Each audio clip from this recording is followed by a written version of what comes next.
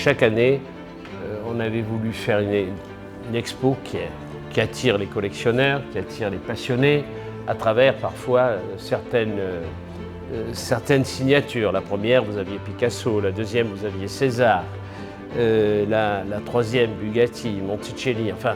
Et là, on a voulu montrer autre chose.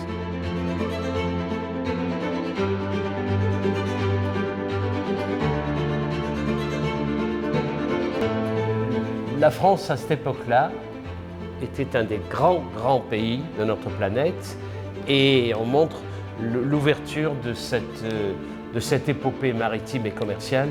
À cette époque-là, n'oublions pas que les transports importants se faisaient que par la mer et le grand commerce se faisait par la mer.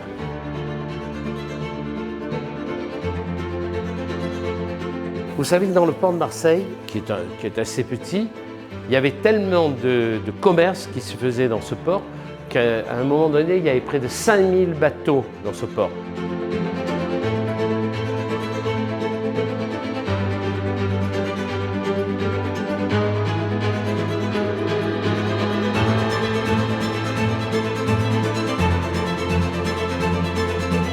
Les roues étaient installées à Marseille depuis le début du XVIIe siècle, puisqu'ils furent quand même hydrographes du roi.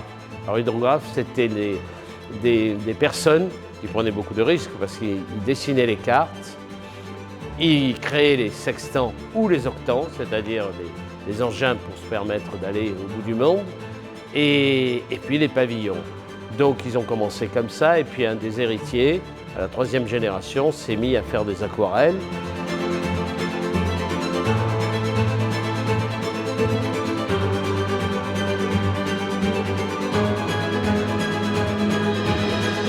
Là, vous avez quelques objets. Par exemple, vous avez une épipe en écume de mer.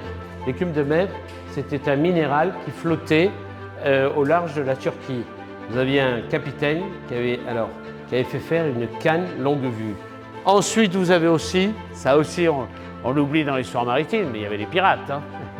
Et quand les pirates réussissaient un exploit, à attraper un bateau, eh bien, ils revenaient à Marseille, parfois, et ils décrivaient le combat. Là, c'est vraiment le véritable combat, hein. Regardez ça.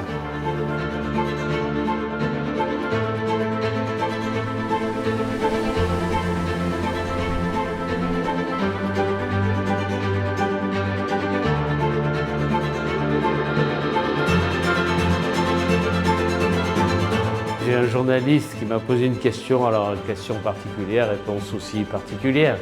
Il m'a dit pourquoi la marine à Uzès? Je lui ai dit oui, vous avez raison. Alors pourquoi Cézanne à New York?